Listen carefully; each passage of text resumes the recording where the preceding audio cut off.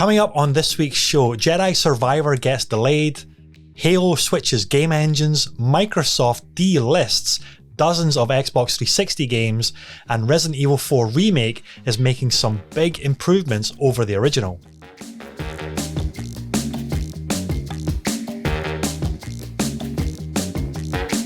Hello friends and welcome to the Weekend Catch-Up Club podcast, the coffee morning show brought to you each week where friends hang out and chat about some of the latest stories going on in the industry. You can follow the show on all your favourite platforms or watch the video version over on youtube.com/gamertagged. This is episode 93 and joining me as always is the man with the personality of a can of Orange Tango, the king of the tangent. It is James McClellan. Buddy. Morning, sir. It's been a week. We're both kind of still poorly. Yeah. Oh God. Whose idea was it to record podcasts, mate? Like, what the heck? Some bastard, I don't know. I know. Putting you front and center on camera as well as audio. Good Lord. I have a face and body for radio, so this was not the move, but I know. I was going to say that, like, I can do quite a bit with cleaning up audio, but there's really not much I can do with video. Nah, it's fine. More unfiltered. I know. And it's just the two of us today. We don't have Sarah, our third amigo. No, oh, man. She's battling orcs somewhere. She is. She's lost in Middle Earth, trying to carry the ring into Mordor with no Wi-Fi signal. No Uber to just take her straight to the volcano. Nothing. Why? I mean, I know people have made this point, but why not fly the fucking eagles in? I'm sorry, it will never.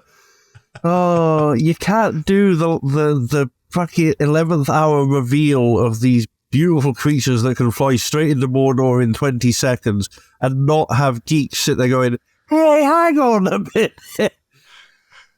I know, because even the argument for, but the Nazgul on their flying lizards would have taken them out. Well, actually, no, because the eagles fucked them up in short order. Yeah. That argument would have worked if we had saw them. All they had to do was put a scene in the film. And it doesn't happen in the book like this. It doesn't catch you the same way in the book. It's different. You know, with the written word and processing, it's different. All they had to do was scene in the film where you saw them say, "We shall take the ring to Mordor. Caw-caw!" Done. And then it'd be like, "Oh no, we can't do that, we'll have to walk it." Problem solved. But no. So, yes, some kind of intervention by the ego saying, "Hang on a minute, guys, we're not your Uber service. You can just hoof it. Off you go." Fucking shanks his pony that ring all the way in. Yeah, we got 3 films to film here, guys. You got to walk it. That's my answer. People who said that to me before, it's like, why didn't they just fight? I'm like, because then it would be a 20 minutes short at best. And I don't think Peter Jackson was getting on board and going, I mean, yeah, I can knock up a commercial for Eagles if you want, but... Anyway, Sarah, we love you, we miss you, we hope you find your way back to a cell tower and then you can listen to this little bit of banter that we had at your expense in New Zealand. Anyway, on to the show. We have a lot of fun topics. We have Jedi Survivor news. We have some Microsoft news. We have Halo news. Again, Jemmy making the headlines. We have a Wonderboy anniversary collection to chat about. That's more just a little bit of a fun thing that we can talk about. And of course, there's a deep dive new gameplay video for Resident Evil 4 Remake. So, my God. Let me just clear my voice.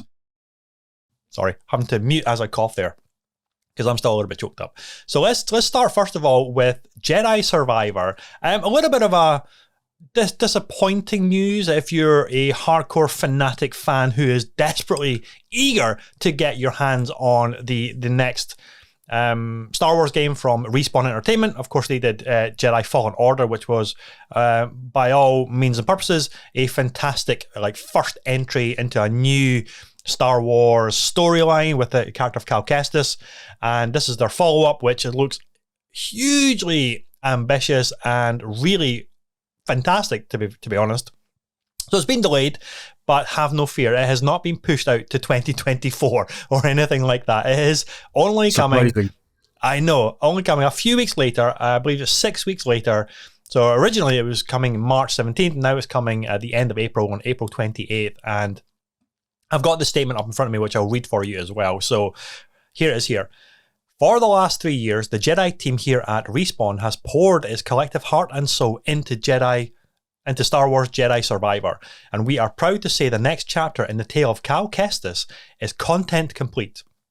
We are now focused entirely on the final stage, bug fixes to enhance performance, stability, polish, and most importantly, the player experience.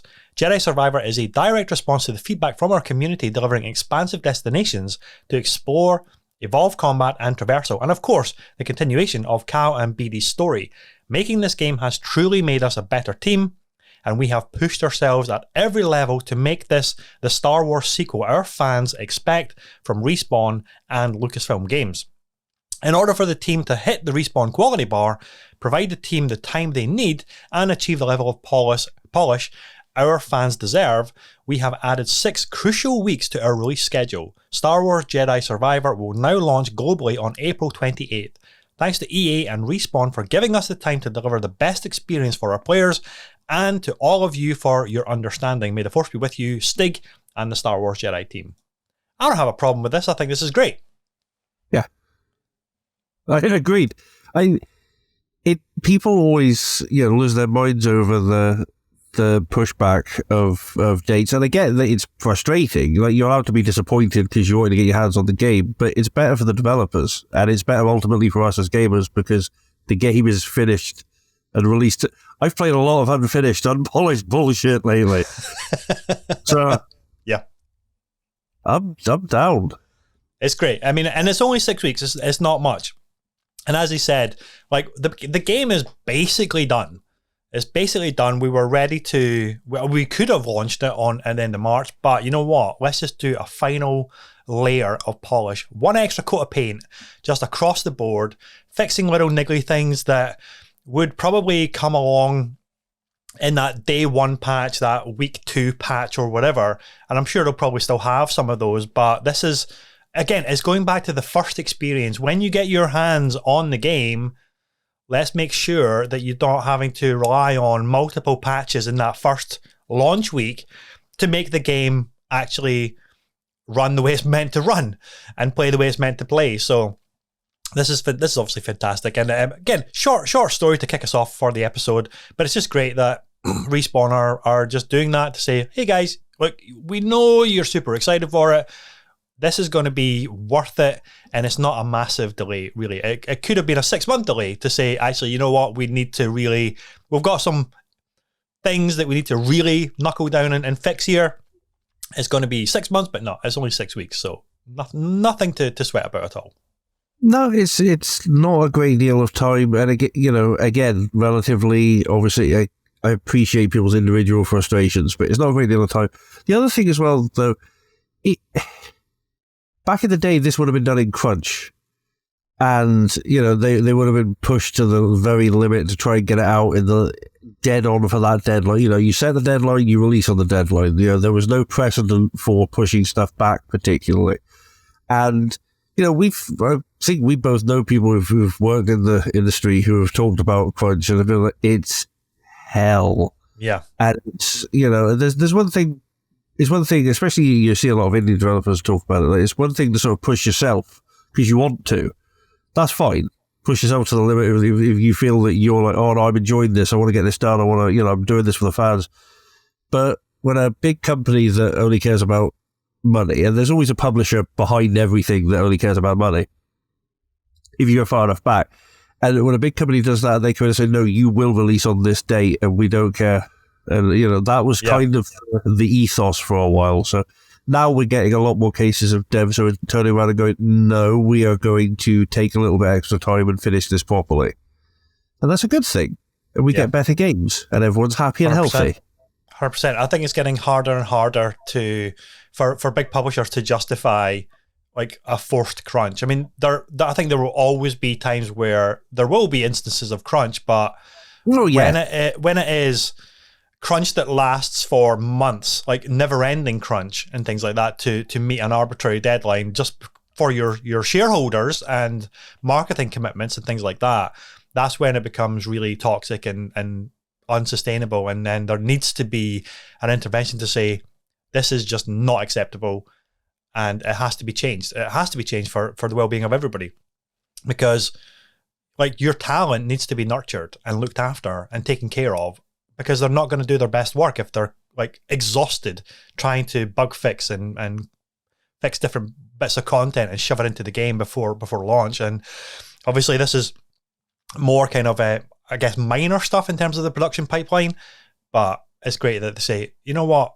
and you're right, absolutely saying it, Jamie, they could have crunched that 6 weeks into a couple of weeks to hit that March deadline, but they don't have to, and now they can go home and see their family and their loved ones and walk the dog or pet the cat or whatever, and get outside and be in a good headspace for the launch and enjoy the launch, rather than say, okay, now I'm going to need to go into a padded cell because I'm so traumatized by what I've had to do for the past several years of working on this project.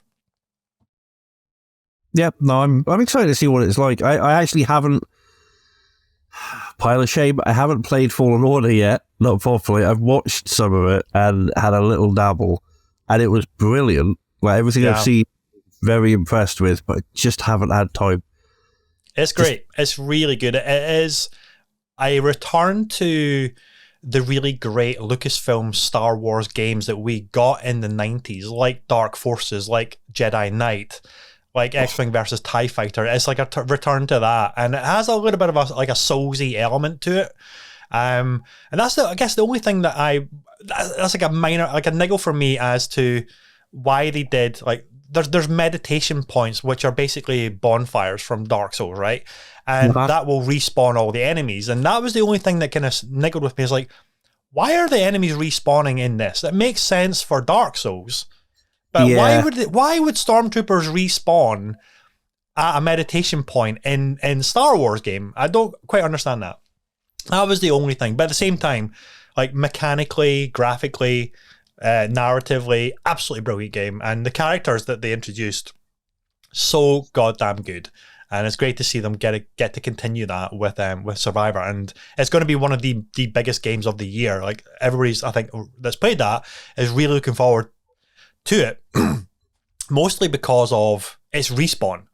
Respawn really rarely miss. Like, they know exactly what they're doing. They know exactly how high the bar needs to be, and they usually always clear it. So it's obviously great to see what they can do with it.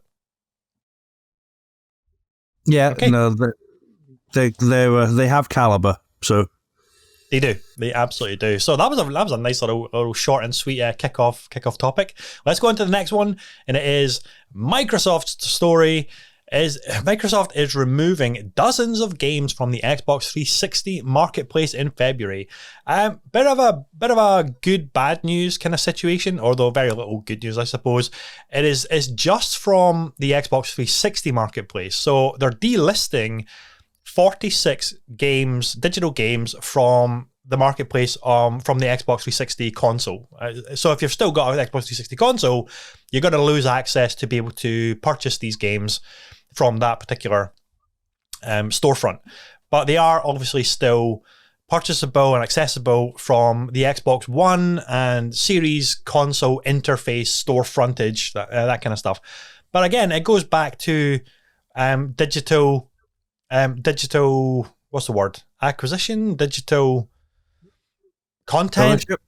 Digital ownership, exactly, yeah. It's like, but if you wanted to buy, I mean, you're still using an Xbox 360. I still have my Xbox 360. If you wanted to access these games or purchase these games on that console, you're obviously not going to be able to. I think this is where I'm a little bit unclear. I'm assuming that if you've already bought them on your Xbox 360, you can still download them, but you just won't be able to do like a new purchase if you're still using an Xbox 360, which is, I guess, is kind of fair, but it's also kind of sad. And it's like what Nintendo did with the Wii store. Like, they had so many amazing back catalog legacy titles, which when they shut down the Wii U store, you could no longer get access to them. And you would have thought, okay, if you're doing that, at least make all of those accessible to purchase on the Nintendo Switch, because that's your new hardware, that's your new platform. But they're not there yet. So then you were losing access to all of these legacy titles, which were so important for the Nintendo. Slightly different here, obviously, with the Xbox 360, but at the same time, it's like, God, removing any kind of content, regardless of the generation, always sucks. Yeah. It's tricky, isn't it? Because it's previous gen. It's some time ago now. I've still got a 360 that's ticking away. It's actually with my kids at the mum's house at the minute, and they still dabble on bits and pieces on it now and again, because they're both big fans of God, I can't believe it's considered this, but retro gaming. 2 generations. Slightly retro. Yeah. God, that's depressing, actually. But so they still dabble, and I read the article, and they're being delisted from the marketplace on the 360 itself. So yes. For one thing, if you've got an Xbox One or anything like that, you can still go buy these back compatible games. They're still there. You're just not going to be able to go and buy them on the 360. So that's one thing.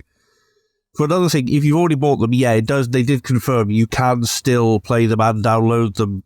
And if you buy them before the deadline now, obviously you own them. So yeah, it's where I fall down with digital ownership, is that if I buy a game, I should always have access to that game on that generation, whatever happens.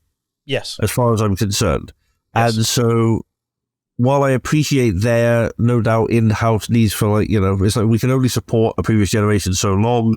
You're talking about having servers up and running for stuff. I get all of that, but it's frustrating to me, which is why I have a bookcase full of DVDs and Blu-rays still and keep adding to it.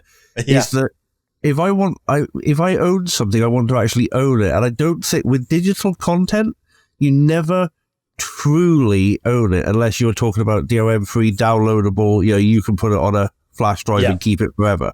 Which doesn't exist in the console space. It never has existed in the console space, yeah. No chance. So yeah, it's a bit bittersweet. It's not the be all and end all really when you think about it, because most of these games, people probably aren't playing, and if they are, probably aren't playing on 360 all that much.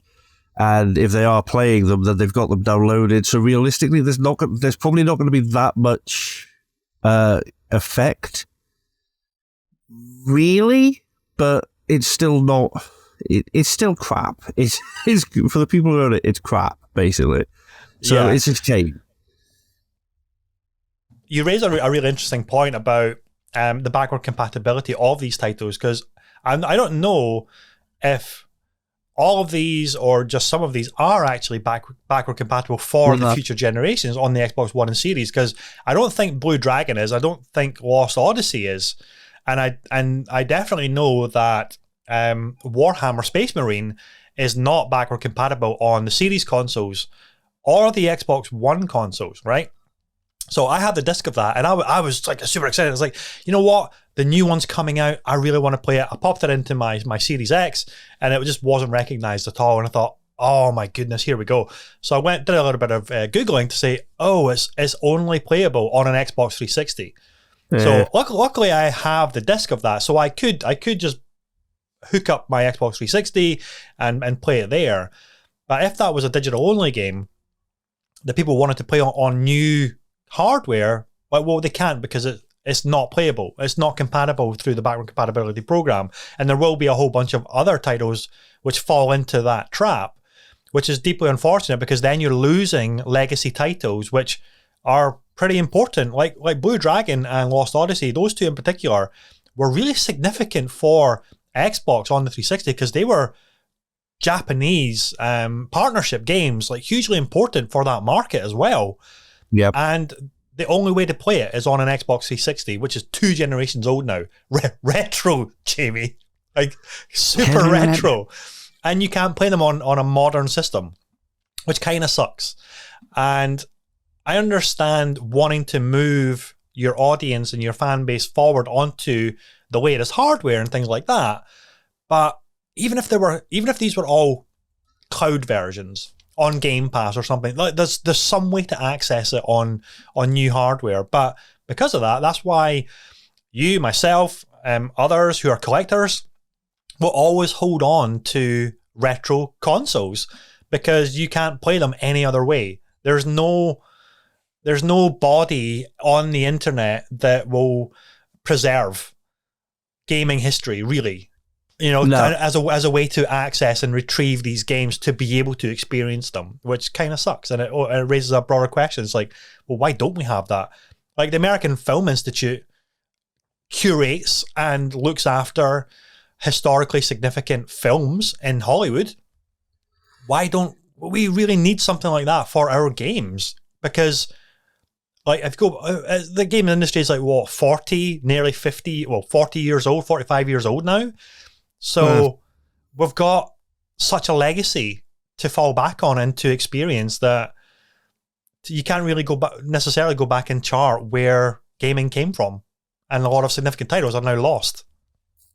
It is interesting, actually. It is. I mean, gaming is it's still the biggest growing entertainment industry in the world.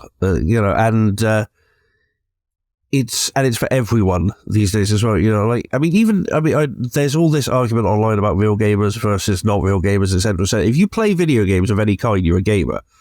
That's it's just a word. It's a definition of someone who does a thing.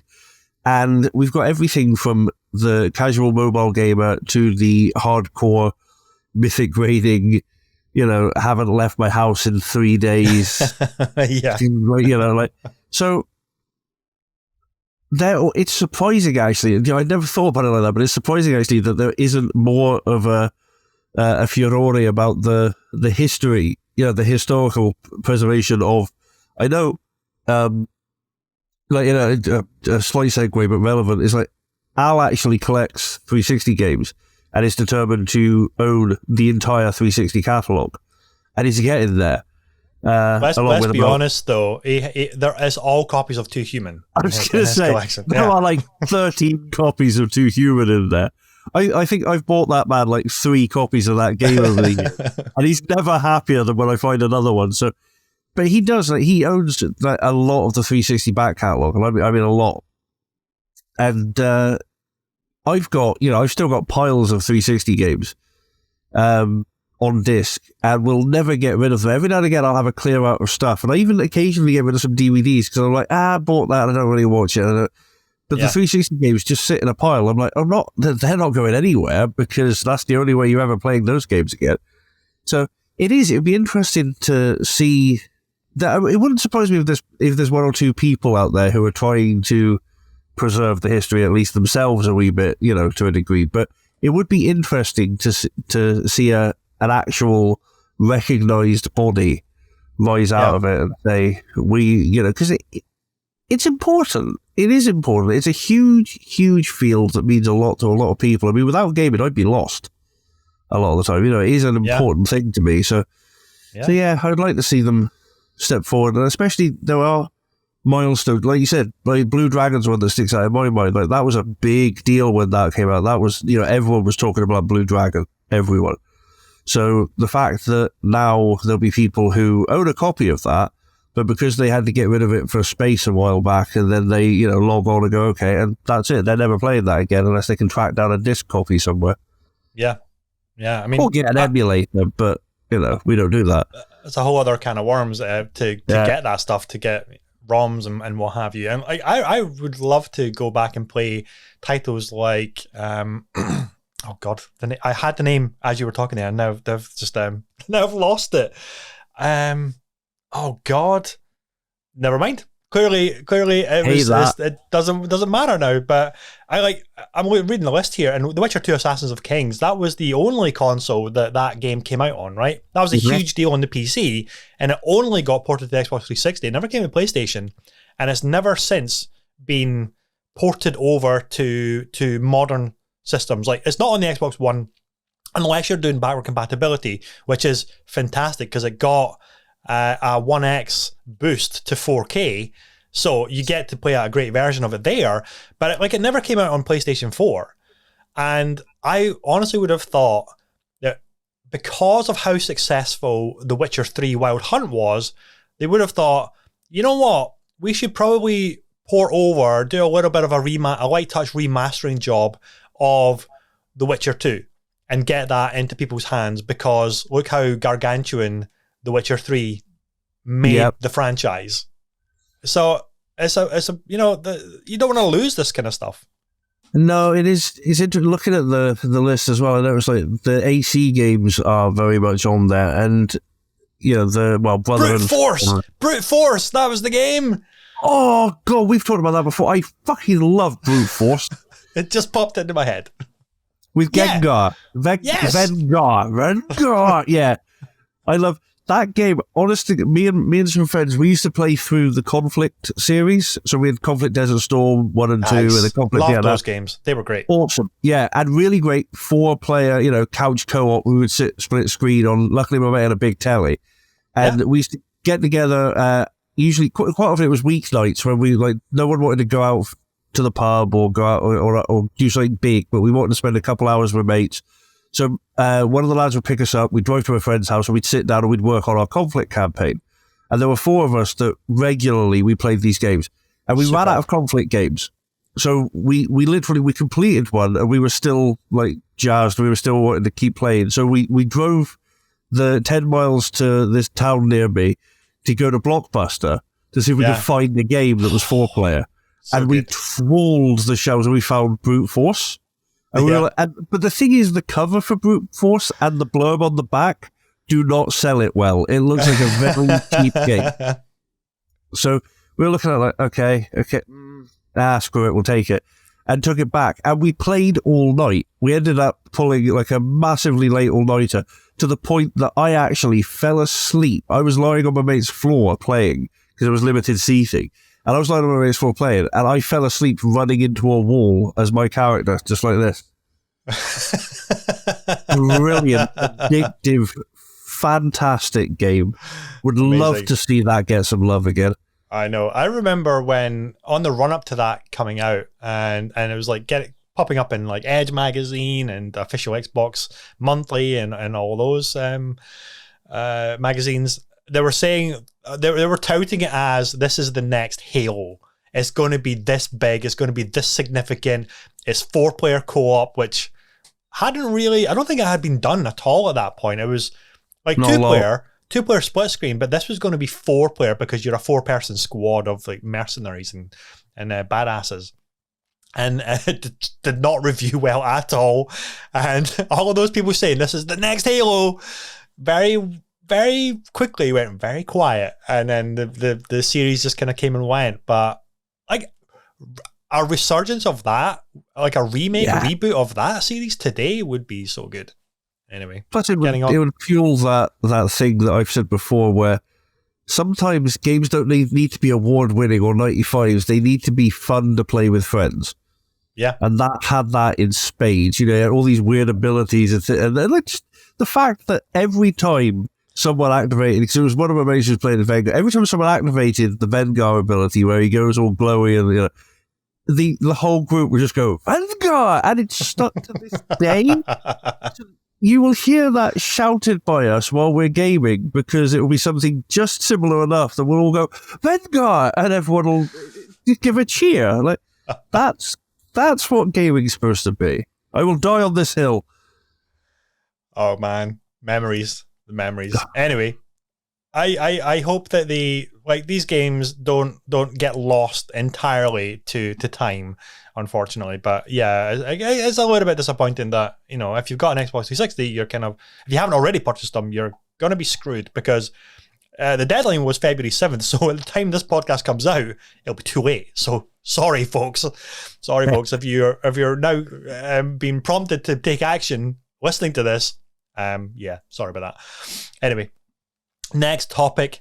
343 Industries is back in the headlines again for all the wrong reasons, but I'm slightly encouraged by this, actually. It was coming from a Bloomberg report.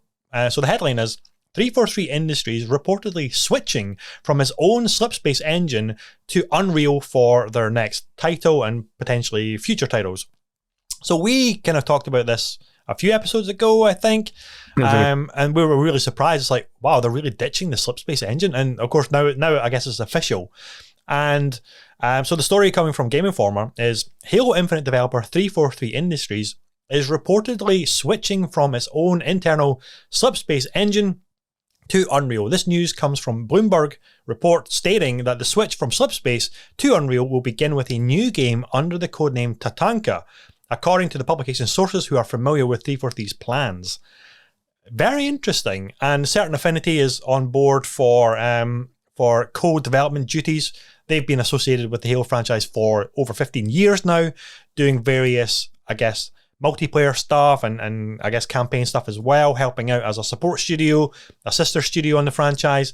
So it's in good hands with Certain Affinity, but all the turmoil that has been going on at 343 Industries over the past few months is deeply worrying, because it is a franchise that you and I adore so much since the inception of the original Xbox with Halo Combat Evolved.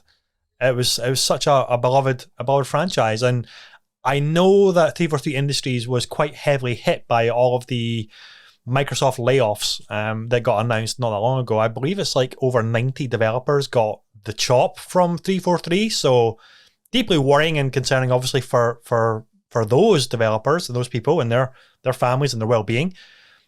But at the same time, a new game is obviously in the works with a codename Tatanka.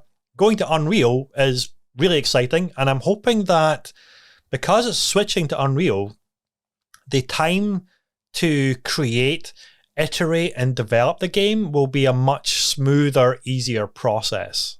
But anyway, I love to hear you talk about Halo, Jamie, so over to you, my friend. I always get the Master Chief watching on in the background there. He's on your shoulder. He's your conscience right back there. Yeah, he is pretty much. I have such complicated thoughts on this. It's strange to see them ditch the Slipspace engine because they have worked with it for so long, and it is going to feel different in Unreal. Like it's going to. It could feel better, I think, potentially, because I think they may have kind of backed themselves into a corner with their own proprietary software and pushed it to a bit of a limit. Okay. Infinite. I finally obviously played Infinite, played through the campaign, absolutely loved it, very, very impressed. Great storytelling, executed very well. The open world structure really worked for me. I actually think that's a fantastic campaign and a fantastic game that they built. Took them a hell of a long time to get to where it should have been. And I don't know how much of that is because they're working very much in a bubble with their own engine and their own, I wonder if that maybe had something to do with it. Unreal is obviously pretty much the standard these days. So you've got anyone coming in could work with it. Any, development team that it's going to be difficult to bring in a sister dev team and say to them, hey, we've got our own engine here. Figure this out. Yeah. Make a bit that ties into it, Certain Affinity, I've got a lot of love for. The map packs that they've built over the years have always been fantastic. So I'm really happy that they're involved. There's so much good and bad, and it's so intertwined and twisty that it's really difficult to get to the core of it. So I tried to focus on the positives, which was we have a new game coming, even if we don't know what it is.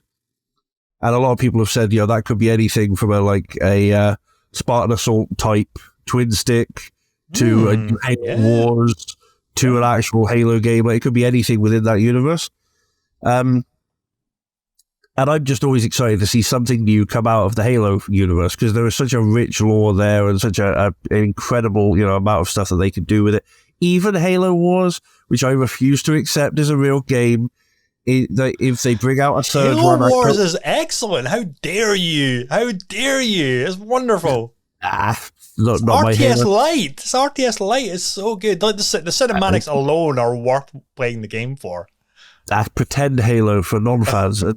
No, it's a running joke. I should say before I get lambasted on Twitter or so. It's a running joke because I never played Halo Wars because I didn't really ever play strategy games on a console. That was not my jam. And so I just found it very confusing, very difficult to control for me personally, not the game itself, because I heard that the Halo Wars, they actually did a really good job of making a strategy work. It takes a minute trying to translate mouse and keyboard, which is the de facto standard for RTS games, any kind of RTS game, and then porting it to a controller, which is so typically limited with inputs and things like that. And like I used to adore RTS games back in the day, Cannon Fodder and I mean, my mind today. I used to play dozens of them, like Dune and Dune 2 and those types of games. Command and Conquer, Warzone. Command and Conquer. I mean, yeah, God, I loved them. But then once I moved into consoles, I just kind of like fell off because they were never. If they ever did come to console, they were always terrible. Yeah. And I never had the opportunity to like get back into them again. But Halo Wars was like that kind of gateway point for I think a lot of people to say it's an RTS, but it's a different kind of RTS, and we've adapted it, and we actually managed to adapt it to a controller like surprisingly well, which is a huge achievement.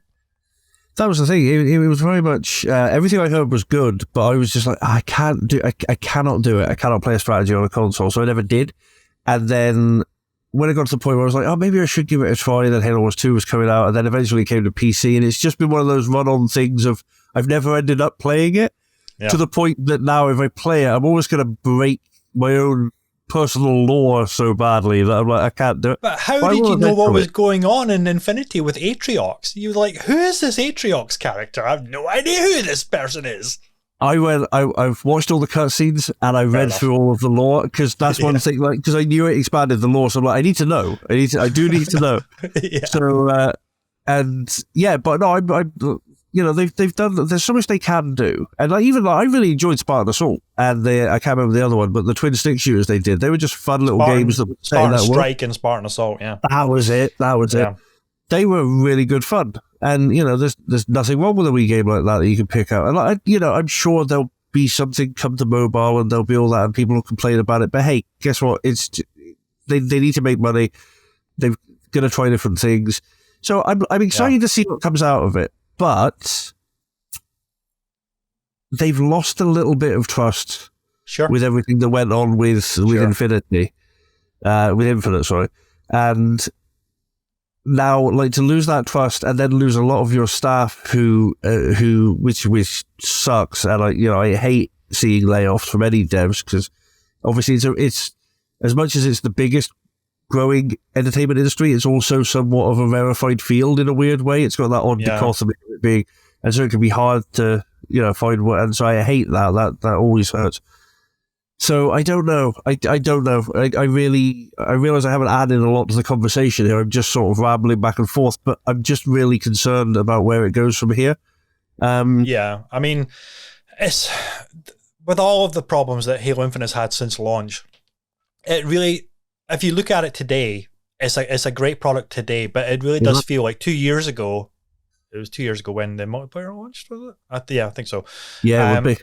It really feels like the whole project was an early access title, and that's kind of crazy to say when Halo is still the flagship brand IP for Xbox, and it really does feel like that it was an early access title, and now, like with co-op network and split screen for the campaign, it's now feature complete. It's ready for the 1.0 launch, which is wild to say. And I really do hope that moving to Unreal opens up a better workflow process, faster cadence of being able to just get to grips with the technology and deliver like really cutting edge game design and a really great product. And I was just reading a little bit here about that source, about the report from Bloomberg.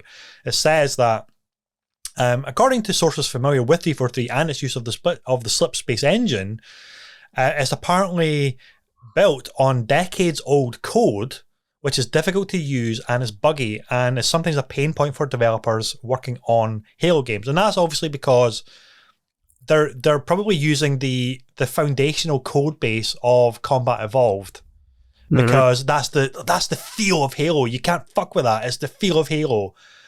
It's all about the feel. And so they're building on top of that, like all the time, and iterating on top of that without fundamentally changing it. So I really hope that the move to Unreal will free up a lot of pain points and maybe, just maybe, Jamie, we'll get an ODST 2 built in Unreal Engine 5 or something. Like, can you imagine the dark, moody, jazzy, smoky like feel to an ODST sequel? That would be incredible. That would be my dream. Like, I know the Master Chief he's just cooking away there, but give me more spin-off games that are unbelievably high quality production. Yeah. And start with an ODST 2, please. Thank you. Thank you, T4T, if you're listening.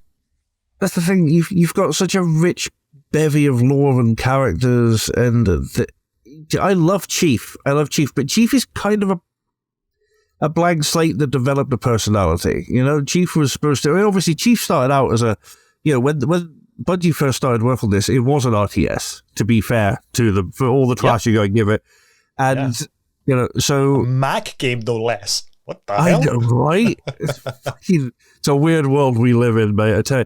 But so they had this guy, and they were like, "Oh, he's really cool looking. We should do more with him." And then they made a whole game around him. And yeah, Chief, like even in every game, Chief is kind of, his personality is built on, he's a badass. That's Chief's entire thing.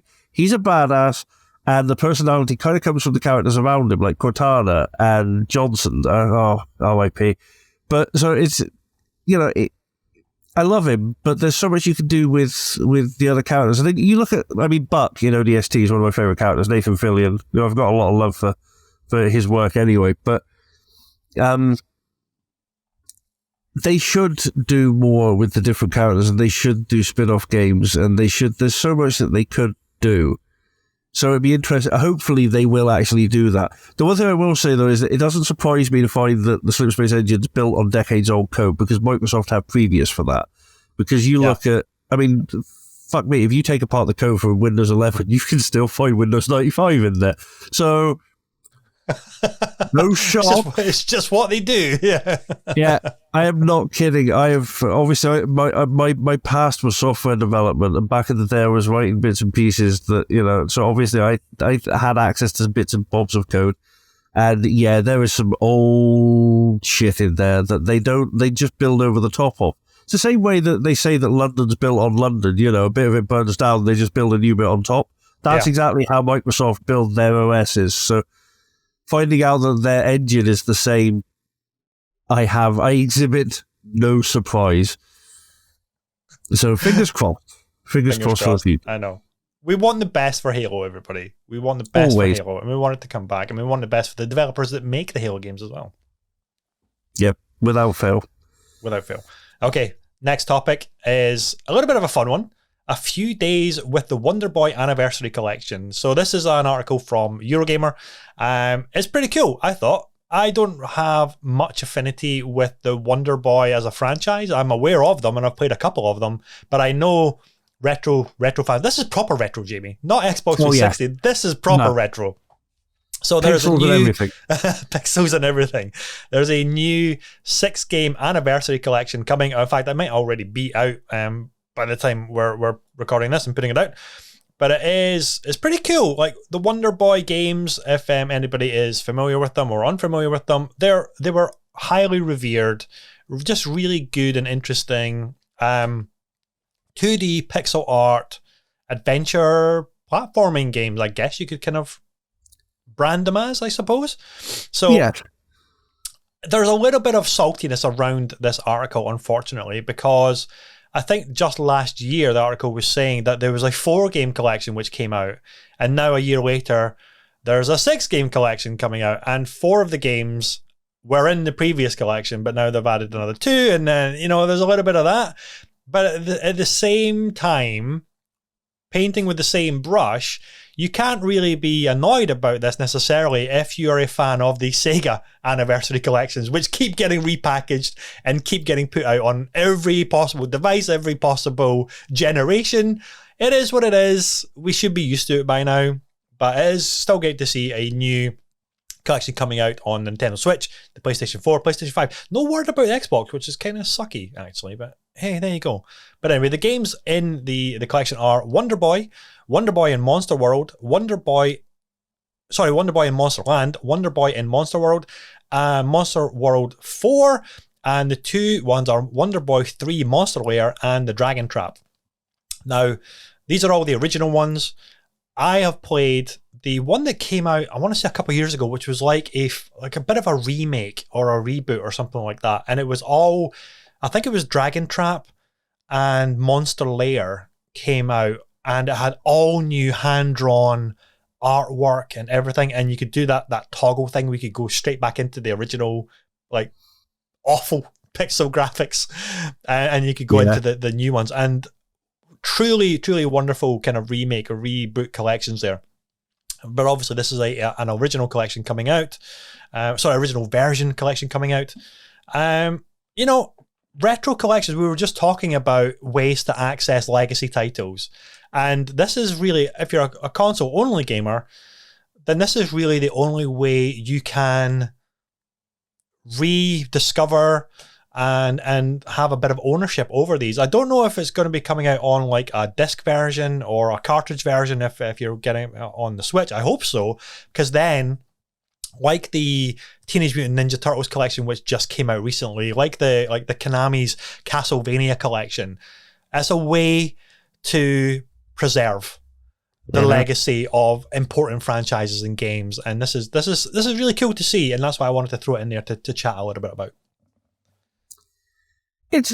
You're going to get complaints about people saying, oh, it's a bit of a cash grab and etc. And do you know what? Yeah, it is a bit of a cash grab, probably, but it's a cash grab that gamers can benefit from because you can grab that collection with all those games in there. And I can't remember if the article said the price point, but they're usually reasonable.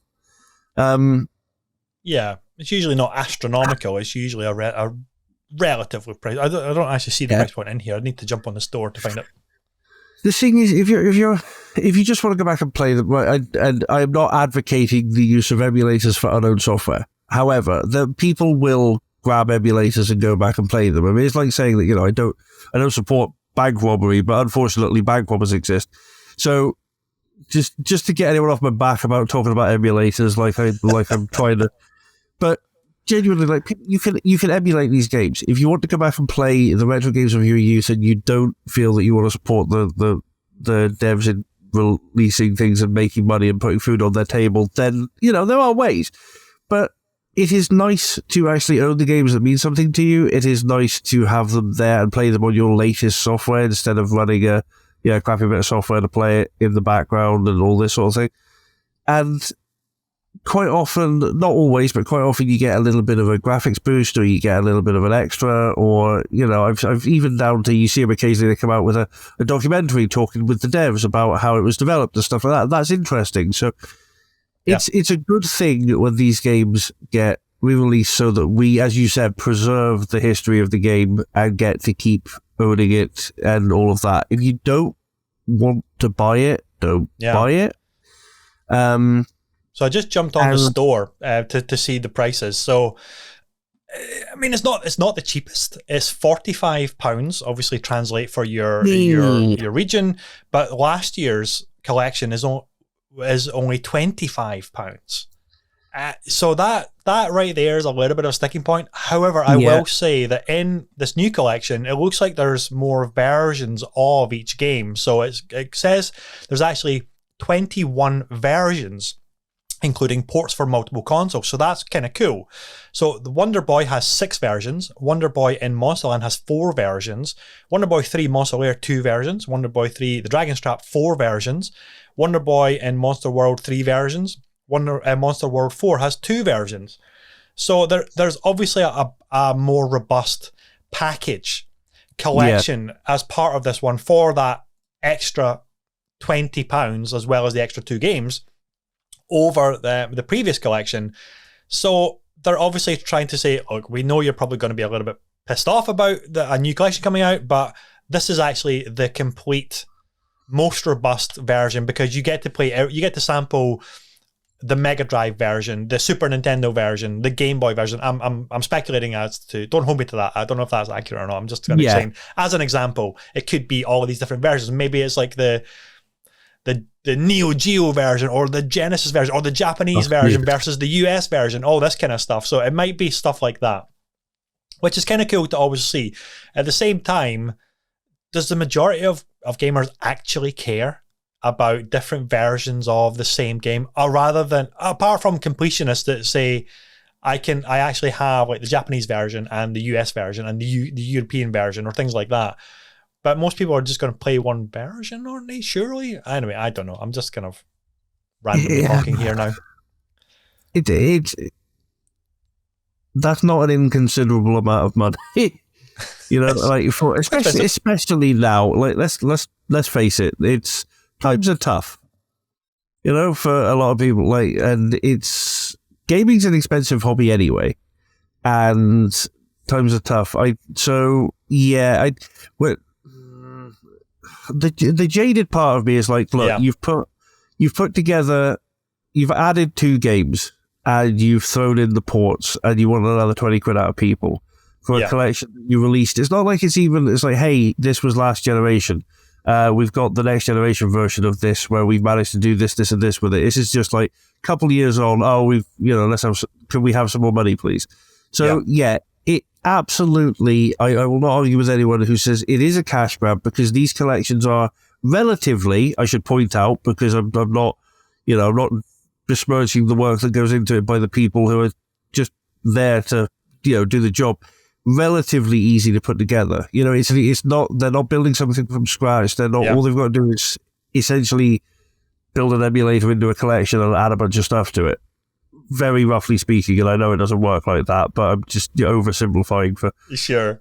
I'm so, these days I get so much hate anyway online. I don't need any more. So I don't. I am happy to say though that they have done the thing of adding extra stuff around the games as part of the package. Like there's an art gallery, there's rewind options, there's like filter options and shaders and things like that. And it does say here that it's been expertly ported to modern consoles. So I'm hoping that the actual porting process has been given a lot of care rather than just haphazardly slapping it on a disc or a cartridge and putting it out there just for the £45. So it does read like it's one of those really good, curated, cared for packages, like the Castlevania one, which is a fantastic one. Like the last year was the Darkstalkers fighting game collection, which is just fantastic. And that one in particular, they added rollback netcode, so you could play all of the classic fighting games online with modern netcode and things like that. And I had the concept art drawings in the art gallery and all of the kind of like the history stuff around the game at the time. And it's obviously great to see that kind of package get delivered for retro games. And I'm all for more of this kind of stuff, to say, tell me about the history. Don't just give me the games. Give me the context and the history about like what went into create these classic video games that were only accessible on the really painful D-pad of the NES, like with the sharp corners, and you used to hurt your thumbs like crazy using them. Still scarred, I think. It sounds like a good bundle, and I think this is. I mean, it's going back to what we were saying earlier. This is a method of curating and preserving the history of gaming, putting these things together, and releasing them. Is the price point fair? Who knows? It's hard to gauge how much more it's going into it. At an individual level, right? It's like, what are you comfortable with, rather than, that's the question. That's it. It's, I've fallen afoul of that argument online many a time, and it is ultimately value is subjective. So if it's worth it to you, it's worth it. If it's not, don't buy it. I mean, it's a fairly simple equation, really. I suppose the problem. It only gets frustrating when you see companies that only seem to be focusing on throwing out these things as opposed to putting new stuff out there, which can be a bit. It's a bit frustrating for the fans, but I don't know. Fucking go buy it. Fucking Wonderboy was fun. Give him your money. I don't care. Well, fucking care what you do with your cash. It's too early on a Saturday morning. It's yours to spend. Go spend it how you choose. There you go. Oh, absolutely. Okay, final topic, and we're going to be geeking out over Resident Evil 4 Remake. So Game Informer have all the goodies. They've got the marketing deal to show off all the footage and stuff like that. And of course, other outlets are picking up on, they're piggybacking on their tails. Quite right, just like we are. Anyway, some news dropped about some nice little additions, which I have to say I'm kind of all for. They are removing the health bar for is it Ashley? Yeah, it's Ashley, who's the companion who you need to rescue, the president's daughter, ultimately, who Leon Kennedy is charged with bringing back and saving. Thank God for that change, first of all, and also, but they're adding knife durability, which I kind of am all for, because I'm trying to remember, the original one had like 1 or 2 uses and then the knife would be over, kind of thing, right? The knife would just be useless after that. I think it would, like, you'd use it and then it would break or something. Was that permanent. No? Was that a permanent one? Oh, so they made the knife worse. Damn it! Yeah. Damn it. Okay, but you can carry multiple types of knife now, which is pretty cool. So that's kind of cool. It's an odd one, isn't it? It's an odd one, isn't it? We've made your knife break because we understand that gamers love durability on their weapons. Fuck your durability. I hate weapons that break. I have, since I started playing Minecraft, I think Minecraft's the first one I really remember having, like, durability being a real bastard. And it's like, since I started playing that, it's like, why can't I just have nice things? Like, why does, like, the amount of effort I go to in Minecraft to get a diamond pickaxe that I can then enchant without breaking and mending, so that I stop, and then I fall in fucking lava and it's gone anyway. Thank you, Moniac, but nevertheless. But so I don't know. I'm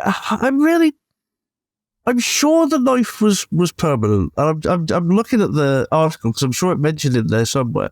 There we go. Yeah, in the original, Leon has a knife permanently that can be used to swipe at enemies and wooden boxes alike. In Remake, Leon can carry multiple knives in his inventory, but they will break after a certain amount of use. Why? Do you think they looked at it from a logical standpoint by adding the ability to parry a chainsaw with a knife? They thought, you know what? The knife needs to break because that's just not true. That doesn't make any sense. So knives need to break. Grant you, if you take a knife if you take a knife up against a chainsaw, then there's every possibility the knife will break. However, I have knives in my kitchen and the like, and I've had some of them for quite a long time. I've used them for many instances of cutting things, and they have yet to shatter in my hand with a terrible sound effect. True. So it's true. I don't know. It's a really odd. I don't think it's going to be a massive deal. So if you can carry multiple knives and all that, I don't think it's going to be something that's going to be like game-breakingly, oh my god, this has ruined Resident Evil 4. I'm not saying it's a huge problem. It's just a very odd choice for them to go, okay, we this lovingly crafted remake, one of the most popular Resident Evil games of all time. Everyone loves it. We're doing all these changes. Let's take out that annoying health bar on that Ashley we've got to save. That's frustrating for the gamer. Let's make this a beautiful experience. And then it's like, there's one guy who hates gamers who just leaned in and went, make the knife break. Like, what? Who said that? What? Make the knife break. Okay, sure. Strange. But yeah, we can't give gamers everything. We can't give them too good a time. We need to have something, and that's the durable knives. At least they haven't made the guns break or anything like that, because then you're in a Breath of the Wild territory where, as one of the things that put me off that game, it's by all intents and purposes, it's an amazing game, right? It's an amazing sandbox, but the fact that the swords and the weapons constantly break, if you find a really nice sword, you end up not using it because the fucking thing will break. And then you hoard all the good shit, and then you're just using a wooden stick and pitchforks rather than this great, gorgeous sword that you've got in your inventory. Yeah. And that's the problem why I'm always against sword or weapon durability. However, in something like Dying Light or Dead Island, it works really well there because you're like, crafting is a huge part of it. You make your own bodged together weapons, so it works really well there. But in this, I'm like, why does knives have to be durable? And I think it's because they've made them actually really more powerful for like takedowns and stealth kills and stuff like that. They're like, yeah, but this is way too OP now. Even though you're giving the player the means to very quickly dispatch, like knocking them down and getting an instant kill and things like that. It's like, yeah, but you can't do that throughout the entire game if the knife is never going to break. We need some kind of like stress point on the player to say, should I go for this because my knife is going to break or things like that. But anyway, the other addition that they're removing, I should say, that's a weird sentence. Why did I say that? The other thing that they're removing from the game is QTEs. Huzzah! They're getting rid of quick time events. Thank fuck. I have to say, I'm all for this one, because I was thinking about modern games with QuickTime events. It used to be the thing. Like back in the day, QuickTime events were like the thing to put into your game for these big cinematic moments, and then you have to do the button prompt, and this big action set piece would play out. And especially like God of War really was the poster child for QTEs back then, right?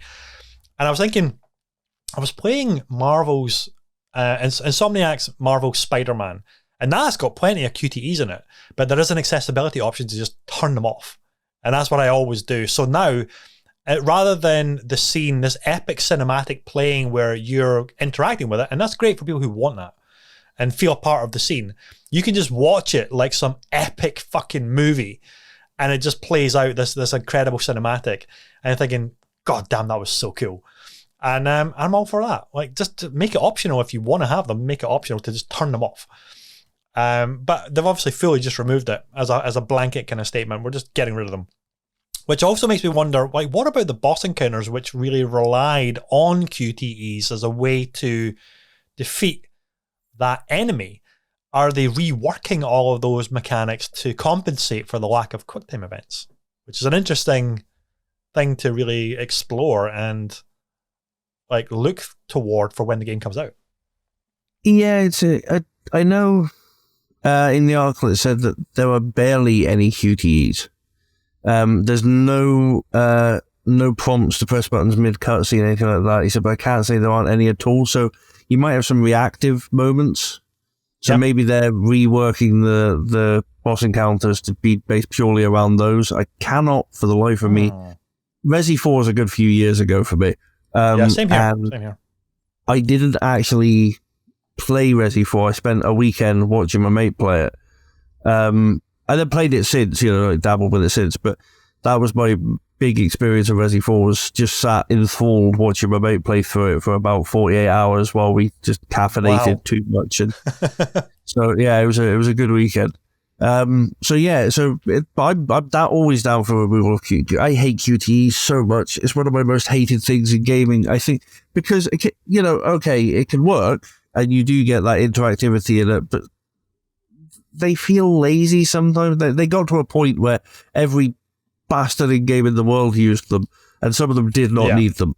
Yeah. So that was it. That's why I'm so sick of them. So it's nice that they're, like I said, making them optional, I think, would have actually been a better way, because there will be people who will probably miss them because, a bit of nostalgia there. This is how they used to play, and they did actually work well back then. But mashing the buttons or waggling. This is waggling the thumbstick to break hold. When the zombies got you, you had to waggle the thumbstick. I used to always think, shit, this is going to really hammer my thumbstick. I'm going to break the thumbstick here by having to do this kind of stuff. I'm glad that games removed the waggling of the thumbstick and in favor of button prompts that you can now, with accessibility options, just like press and hold or skip them entirely. It's like, give us the options to go back to that era if you really want it, I suppose. Anything, when you're dealing with nostalgia, it's always nice to keep the option in there for that. There'll be that cadre of gamers who are like, we missed this, and obviously I don't want that, but take them out, but don't make the knife break. Don't like that. Yeah, but we also got a new good chunk of gameplay as well, which looks so goddamn good, doesn't it? Like the cabin gameplay and everything. It's like, at first I was thinking the rain effect looks really bad. It's almost like it's too bright. It's obscuring the game. It's like, why did they do the rain effect like this? And then as the trailer went on, it was actually a bit more kind of muted. It was more kind of atmospheric rain rather than a rain that is blinding you. You can't actually see anything. So thank God they obviously dialed it back a little bit. And I think it was to do with the lightning strikes. It would just illuminate all the water droplets, and then it was just like a terrible effect. Right. But as the game went on, it's like I don't know what you thought, Jamie, but it felt like Leon Kennedy was way more agile and like way more like abilities. He could do the crouching thing, he could sneak up, he could do takedowns, and then he could throw down in when it came to actual combat as well. It looked like he had like a parry at some point. He could do this like deflection thing and then shoot. Like, and whoa, they've really uplifted a lot of the mechanics. And this looks like it's going to be just an incredible remake, which is wild to think. 2023, here we are. We've got a Dead Space remake and Resident Evil 4 remake. Yeah. Like Dead Space and RE4 are both front and center as maybe two of the best games of the year. What the heck's going on with the time continuum? What? No, it's straight. I've noticed over the past couple of years, it's been weird that some of the most exciting things coming up for me in gaming have been things I was excited about 20 years ago or 10 years ago, or, you know. But yeah, no, you say there seems to be more fluidity to it. It's always difficult when you're watching gameplay. It's always difficult to try and figure out how it's going to translate to how it feels in your hand. So, but then you definitely get the feel that there's more. Like you said, like more agility, more fluidity to the movement, more everything seems to be ramped up a little bit, which will just make the game play better. You know, it'll just feel, because you know, we've talked about it before. You want to feel like a badass when you play a game, and that's got the potential to really make you feel like that. So it looks and it's beautiful. It looks beautiful, like stunningly done. I definitely see what you meant about the rain effect. It actually It reminded me in a weird way of I went to see one of the X-Men films, I can't remember what it was, in 3D, and it's the only time I've ever watched a film in 3D in the cinema, and I was like, I'm never doing it again, because I watched it and it's like the opening sequence is like, hey, and the snow's right in front of you. I was like, yeah, I can't see the fucking film for snow. And that but was the immersion, Jamie, the immersion. Did you feel the snow? I felt cold and frustrated. So, yep, I was right there with him. I was like, this is bullshit. I know there's an X-Man over there doing a thing with a thing, but I can't. So, but that was it. Like, when it first, you know, I'm watching the footage, and it's like, I don't know if you've made it too pretty. You might have made it too pretty, and you've overdone it with the. But like you said, it opens up, and then you get into it, and you start to see Leon doing badass stuff, and you quickly forget about it. But that'll be one thing. It'll be interesting to see, because you find that as well, I think, with remakes and stuff, that they can be a little bit like, look what we can do now. And they do it, and you're like, but you're obscuring the original a little bit. So I'm not too concerned. I'm not too concerned because it looks fantastic, and they have, you do see that sometimes where the original art direction has been lost in the pursuit of photorealism. It's like, artistic direction and the way a scene is colored is sometimes lost in when the argument for a modern remake to say is, well, that's not how light actually reacts.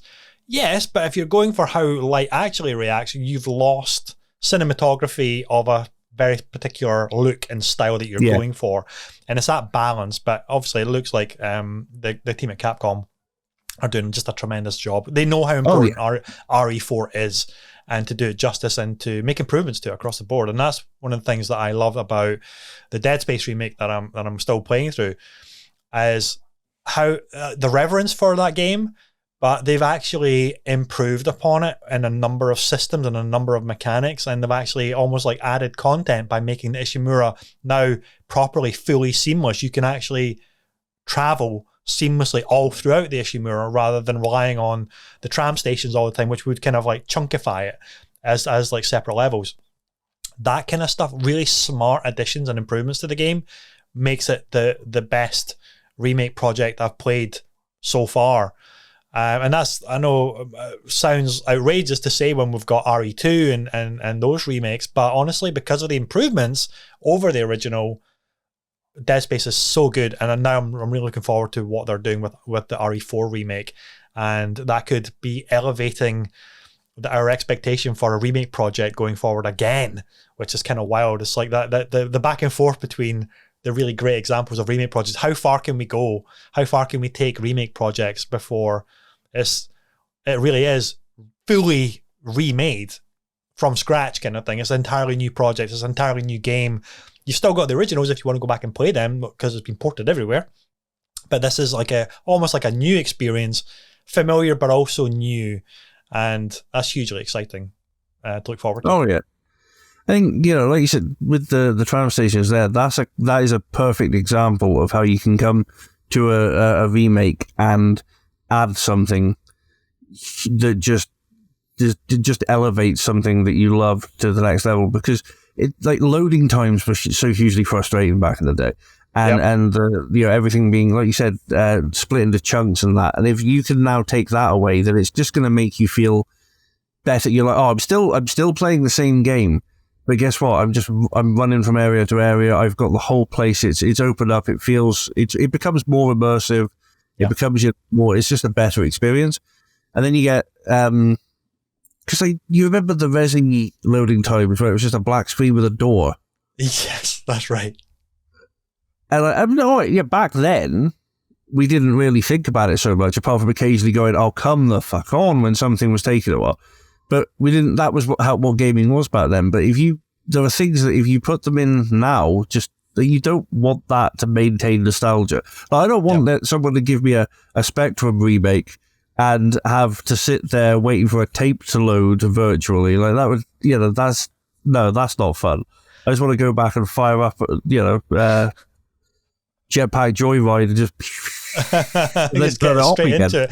I don't know. It could be quite a fun take on a full loading screen to give you the little cassette tape whirring sounds and everything. No, you don't want that for nostalgia and trauma purposes. Make it optional so that if I ever really hate myself, I can turn it on. But apart from that, amazing, mate, amazing. Okay. That brings us to the end of episode 93 of the Weekend Catch-Up Club podcast, my friends. Thank you so much for supporting the show. And with your support, we have some fresh stats that I would love to share with you. We are currently number 2 in the top indie design weekly chart, number 2 in the top 100 indie design monthly chart, number 4 in the top 100 design monthly chart, number 4 in the top 100 design weekly chart, and number 6 in the top 100 indie design all-time chart. That's really cool. Now, obviously the caveats there is indie, because we are an independent show. We're a small independent show, so therefore you get to go into different chart breakdowns for indie shows, which is obviously fantastic for us. And look at that, number 2 and number 4 and top 10 in 1, 2, 3, 4 in 5 different categories. That's friggin' amazing, and it's all because of our listeners showing us support, writing a little review for the show wherever you're listening on. Hugely thank you to everybody, and we just have a lot of blast. I just have a blast just doing it every single week and talking nonsense. Talking nonsense, Jamie. Yeah, I mean, I'm a noted gobshite, so I love just turning up and chatting nonsense about games with my pals. Like I would do this forever for one person listening in a shed in the middle of the Himalayas. I'd be like, yeah, Tony's still listening. Let's keep talking. I'm down. Would they get a signal in the Himalayas way up there?